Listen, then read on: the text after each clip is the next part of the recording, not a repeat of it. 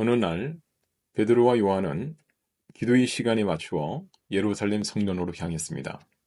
그들의 발걸음이 성전으로 향하는 길목, 특히 아름다운 문이라 불리는 곳에 이르렀을 때에 그들의 일상은 예상치 못한 사건으로 인해 갑자기 변화하게 됩니다. 이곳에서 그들은 매일같이 사람들에게 구걸하는 한 걷는데 어려움을 겪었던 사람을 만납니다. 이 남자는 태어날 때부터 걸을 수 없었고 그의 삶은 다른 사람들의 자비에 의존해 왔습니다. 이 장현우는 베드로와 요한에게 구걸했습니다. 그러나 그가 받게 된 것은 동전 몇 푼이 아니라 그의 삶을 영원히 변화시킬 놀라운 기적이었습니다. 베드로는 그에게 은과 금은 내게 없거니와 내게 있는 것으로 내게 주겠다. 나사렛 예수 그리스도의 이름으로 일어나 걸어라 라고 말합니다. 이 말을 듣고서 장현우는 베드로와 요한의 도움으로 일어나 처음으로 걷게 됩니다. 이 기적은 그가 하나님을 찬양하며 성전 안으로 들어가는 것으로 이어지고 이를 목격한 모든 사람들은 크게 놀라고 하나님의 능력에 대해 경외하게 됩니다. 이 이야기는 초기 기독교인들이 경험한 놀라운 기적 중 하나를 우리에게 전달합니다. 하지만 그것은 단순한 기적의 이야기를 넘어서 우리에게 깊은 영적 교훈을 제공합니다. 베드로와 요한의 행동에서 우리는 기도의 중요성과 지속성, 하나님의 능력에 대한 확신, 그리고 하나님의 역사에 대한 이야기를 발견할 수가 있습니다. 우리가 오늘날 신앙생활을 어떻게 이어가야 하는지에 대한 중요한 통찰을 얻을 수 있는 것입니다. 먼저 기도의 중요성과 지속성은 사도행전 3장 1절부터 10절까지의 사건에서 베드로와 요한이 보여준 믿음의 표현입니다. 이들은 정해진 기도 시간에 맞춰 성전으로 향하는 도중 장애우를 만나 치유의 기적을 행합니다. 이 사건은 기도가 단순한 종교적 의식을 넘어서 하나님의 능력을 나타내는 통로임을 보여줍니다. 베드로와 요한의 행동은 하나님과의 꾸준한 대화와 그분의 뜻을 구하는 기도의 생활이 어떠한 어려운 상황에서도 변화를 가져올 수 있음을 우리에게 상기시킵니다. 이러한 맥락에서 기도의 중요성과 지속성은 우리의 신앙생활에서 중요한 기둥 중의 하나입니다. 기도를 통해 우리는 하나님과의 깊은 관계를 유지하고 우리의 요청, 감사, 그리고 우리 삶의 어려움을 그분과 나눌 수 있습니다. 베드로와 요한이 보여준 믿음의 자세는 기도를 통해 우리의 믿음을 강화하고 하나님의 뜻에 더 가까워질 수 있는 길을 우리에게 제시합니다. 옛날 어느 마을에 한 과부가 살고 있었습니다. 그녀는 마을의 불의한 재판관에게 자주 찾아가 자신에게 잘못된 일에 대한 정의를 바로 잡아달라고 호소했습니다. 그러나 그 재판관은 하나님을 두려워하지 않았고 사람을 존중하지도 않는 사람이었습니다. 그의 마음속엔 오직 자신의 이익과 편안함만을 자리하고 있었습니다. 그러나 과부는 포기하지 않았습니다. 그녀는 매일 그의 문을 두드리며 자신의 목소리를 들어달라고 요구했습니다. 처음에는 재판관이 그녀의 요청을 무시했지만 결국 그녀의 끈질긴 요구에 질려 이 과부가 나를 괴롭히니 내가 그녀의 문제를 해결해 주지 않으면 계속해서 나를 귀찮게 할 것이다 라고 생각하게 됩니다. 결국 그는 과부의 요청을 들어주기로 결심하고 그녀에게 청을 들어줍니다. 이 비유를 통해 예수님은 기도의 중요성과 지속성을 강조하십니다. 이 비유를 말씀하시며 하물며 하나님께서 그 밤낮 부르짖는 택하신 자들의 원한을 풀어주지 아니하시겠느냐, 그들에게 오래 참으시겠느냐라고 물으십니다. 그리고 내가 너희에게 이르노니 속히 그 원한을 풀어주시리라 라고 약속하십니다. 이 이야기는 기도의 중요성과 지속성에 대한 강력한 메시지를 전달합니다. 불의한 재판관 앞에서조차 포기하지 않고 정의를 구한 과부처럼 우리도 우리의 기도 생활에서 지치거나 낙심하지 않아야 합니다. 하나님께서는 우리의 기도를 듣고 계시며 우리가 지속적으로 믿음을 가지고 기도할 때 그분은 우리의 기도에 응답하실 것입니다. 베드로와 요한이 성전 가는 길에서 만난 장애우를 치유한 사건은 단지 기도의 힘만을 보여주는 것이 아닙니다. 이 기적은 또한 하나님의 능력에 대한 굳건한 확신을 가지고 행동하는 것이 어떤 결과를 가져올 수 있는지에 대해 명확하게 드러냅니다. 이 두 사도의 행위는 하나님을 신뢰하고 그분의 이름으로 행동할 때 우리가 직면한 모든 문제와 상황에서 하나님의 능력이 어떻게 역사할 수 있는지를 우리에게 보여줍니다. 그러한 신뢰와 확신의 자세는 우리의 신앙생활에서 매우 중요한 요소입니다. 하나님의 능력에 대한 확신은 사도행전 3장 1절부터 10절까지의 내용에서 베드로가 보여준 믿음의 핵심 요소입니다. 그는 은과 금은 내게 없으나 내가 가진 것을 내게 주겠다. 나사렛 예수 그리스도의 이름으로 걸어라 라고 말하며 하나님의 능력을 신뢰하고 그 이름으로 기적을 행합니다. 이 순간 장애우가 일어나 걷기 시작하는 기적은 하나님의 능력이 어떻게 우리 삶 속에 구체적으로 나타날 수 있는지를 보여줍니다. 이 사건은 하나님의 능력에 대한 확신을 가지고 예수의 이름으로 행동할 때 우리가 직면한 문제들을 극복할 수 있음을 강조합니다.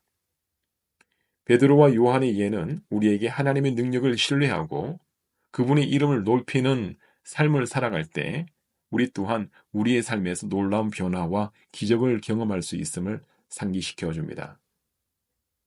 닉 부이치치는 선천적으로 팔과 다리가 없는 상태, 즉 사지절단으로 태어났습니다.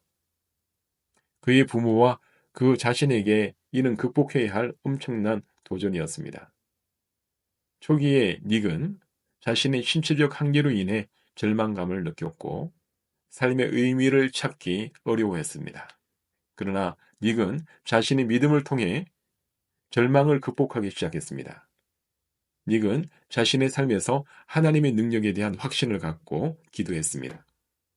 그는 하나님께 자신의 한계를 넘어설 수 있는 힘을 달라고 기도했고 자신의 상황을 긍정적으로 받아들이기 시작했습니다. 이러한 기도와 믿음은 닉에게 놀라운 변화를 가져왔습니다. 그는 자신의 신체적 한계를 극복하고 국제적인 강연자가 되어 전 세계를 돌며 사람들에게 희망과 영감을 전달하고 있습니다. 닉의 이야기는 그가 직면한 어려움을 하나님의 능력에 대한 확신을 가지고 기도함으로써 어떻게 극복했는지를 보여줍니다. 그는 자신의 삶을 통해 하나님의 사랑과 능력을 증거하며 많은 사람들에게 불가능해 보이는 상황에서도 희망을 가질 수 있음을 보여주었습니다. 베드로와 요한이 성전에서 만난 걸음이 불편한 자를 치유한 사건은 단지 그 순간에만 영향을 끼친 것이 아니었습니다. 이 기적은 더 넓은 공동체의 파장을 일으키며 하나님의 역사를 목격한 모든 사람들에게 강력한 영향을 미쳤습니다. 이 사건은 하나님의 역사에 대한 증인으로서의 삶이 어떠해야 하는지에 대한 중요한 교훈을 담고 있으며 이는 우리가 오늘날에도 적용할 수 있는 귀중한 교훈입니다. 하나님의 역사에 대한 증인으로서의 삶은 사도행전 3장 1절부터 10절까지의 사건에서 베드로와 요한이 보여준 행동을 통해 강조됩니다. 그들은 단순히 치유하는 데 그치지 않고 이 기적을 통해 하나님의 능력을 모든 사람에게 증명했습니다. 이 기적은 성전 안에서 하나님을 찬양하는 장애우의 모습을 통해 그리고 이 사건을 목격한 사람들의 반응을 통해 하나님의 영광이 어떻게 드러나는지 보여주었습니다. 베드로와 요한은 자신들의 행동으로 하나님의 능력과 사랑을 증거했으며 이는 그들이 하나님의 역사에 대한 증인으로서의 역할을 충실히 수행했음을 보여줍니다. 이 사건에서 우리가 배울 수 있는 것은 하나님의 역사에 대한 증인으로서의 삶이 단순히 말로 전하는 것을 넘어서 우리의 행동과 삶을 통해 하나님의 사랑과 능력을 드러내는 것임을 깨닫게 됩니다. 우리가 겪는 기적이나 하나님의 도움을 경험할 때 이를 다른 사람과 나누고 하나님의 능력을 증거함으로써 우리는 하나님의 영광을 드러내는데 기여할 수 있습니다. 베드로와 요한의 사례는 우리에게 하나님의 역사를 목격하고 이를 증언하는 것이 얼마나 중요한지를 상기시키며 우리의 삶이 다른 사람들에게 하나님에 대한 희망과 영감을 줄 수 있음을 보여줍니다. 고대 바벨론 왕궁의 고위 관리가 된 다니엘은 그의 신앙으로 인해 여러 번 시험에 직면했습니다. 가장 유명한 사건 중 하나는 다니엘을 시기하는 다른 관리들이 그를 함정에 빠뜨리기 위해 만든 법령이었습니다. 이 법령은 사람들이 다리오 왕 외에는 어떤 신이나 사람에게도 30일 동안 기도해서는 안 된다는 내용이었습니다. 이는 다니엘의 하나님에 대한 충성을 시험하는 것이었습니다. 다니엘은 이 법령에도 불구하고 매일 3번씩 자신의 방에서 예루살렘을 향해 창문을 열고 기도하는 것을 멈추지 않았습니다. 그의 행동은 곧 발각되었고 법령을 어겼다는 이유로 사자굴에 던져졌습니다. 그러나 다니엘의 믿음은 흔들리지 않았고 그는 하나님께서 자신을 구원해 주실 것임을 확신했습니다. 다음 날 다리오 왕이 사자굴로 달려가 다니엘을 부르자 다니엘은 무사히 대답했습니다. 하나님께서 사자의 입을 닫아 다니엘을 보호하셨던 것입니다. 이 기적을 목격한 다리오 왕은 깊이 감동받아 전국에 하나님을 찬양하는 칙명을 내렸습니다. 하나님의 역사에 대한 증인으로서의 삶은 단순히 개인의 신앙에 국한되지 않습니다. 베드로와 요한 그리고 다니엘의 사례에서 볼 수 있듯 이러한 삶은 주변 사회와 세상에 하나님의 사랑과 능력을 증거하는 강력한 수단이 됩니다. 이들의 이야기는 우리에게도 중요한 메시지를 전달합니다. 즉, 우리의 신앙과 기도가 어떻게 하나님의 놀라운 역사를 드러내고 주변 사람들에게 희망과 영감을 줄 수 있는지를 보여줍니다. 우리가 겪는 모든 시험과 도전 속에서도 하나님에 대한 믿음을 지키고 그분의 능력을 증거함으로써 우리는 이 세상에서 하나님의 빛을 반영할 수 있습니다. 사도행전 3장 1절부터 10절까지의 본문은 기도의 중요성과 지속성, 하나님의 능력에 대한 확신, 그리고 하나님의 역사에 대한 증인으로서의 삶이 어떻게 우리의 신앙생활을 형성하고 우리를 통해 세상에 긍정적인 영향을 미칠 수 있는지를 보여줍니다. 이러한 교훈은 오늘날 우리에게도 여전히 유효하며 우리 각자가 하나님의 능력을 증거하는 삶을 살아갈 때 우리의 삶은 주변 사람들에게 희망과 변화의 촉매가 될 수 있습니다. 이를 통해 우리는 하나님의 영광을 더욱 드러내며 그분의 사랑이 이 세상 모든 곳에 퍼져나가도록 돕는 귀중한 역할을 할 수 있을 것입니다.